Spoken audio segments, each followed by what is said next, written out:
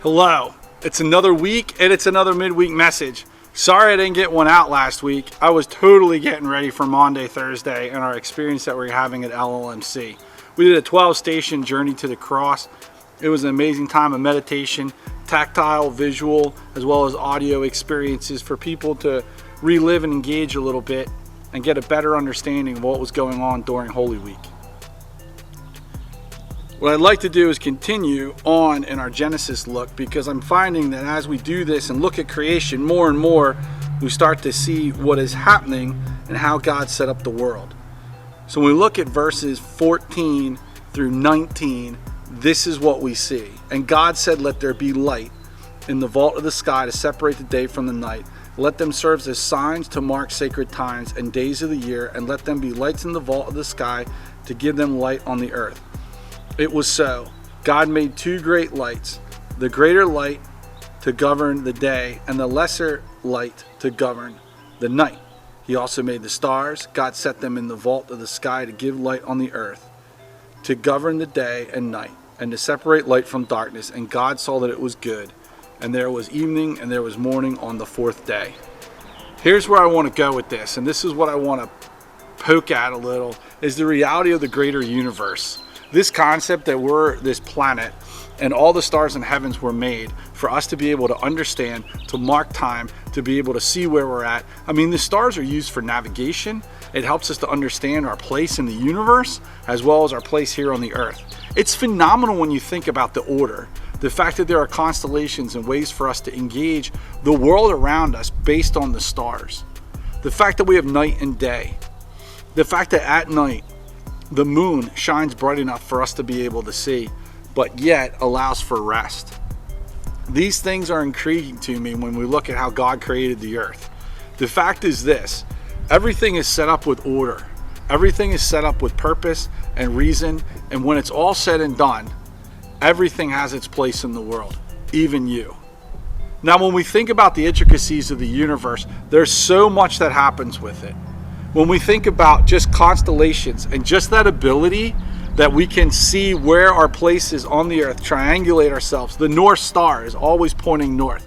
The fact that north even matters to us from a compass standpoint. I think so many times we take for granted that we have GPSs anymore. But there was a point in time when people walked this earth and they sailed the seas and the night sky was their only trajectory. Matter of fact, it was through the stars that the Magi were able to come see Jesus at his birth. Stars are used on a consistent basis in our life. They're important to us. And in this moment, we get to see how God sets in motion these pieces. How he set it in motion? I don't know. He's God.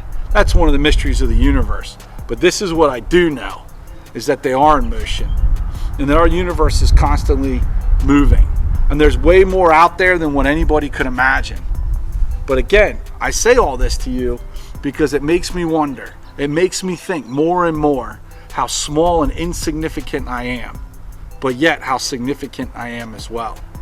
And the fact that there's this big, huge universe, but yet here I sit as a human being dealing with my issues today, my life today, and what matters.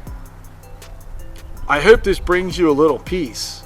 And the reality that at night you can lay down on grass, you can lay down on a deck or go to a dark place and look up at the sky and feel so small and take in the wonder and glory of what's going on.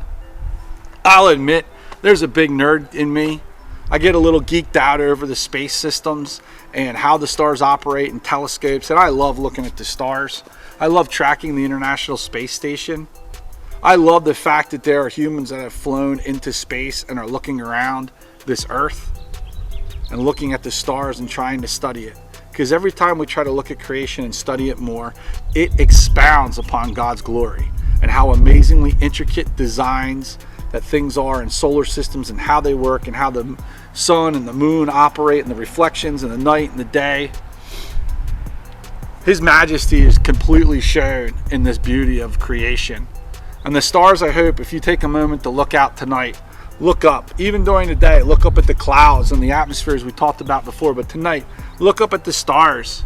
Have a moment to be in wonder of all that's going on in creation, because it is good. It is amazing. And when we look at stars, There is something beautiful, whether you're talking about navigating them with them, whether you're talking about understanding our place in the world, or just the ways that humans have come up with constellations that are consistent for us to see what's going on. We can go on and on and on and on about the stars. But my takeaway for you is this: look up out into the universe tonight. Start to realize that you're this small in this vastness of the world, but yet you're this small, but yet you're so important to the Creator. Hope you have an awesome rest of your week. Check out this week's sermon that's coming. It's going to be Imago Dei, which is going to be the image of God and God creating and being co-creators with us. Hope you have an awesome rest of your week, and God bless.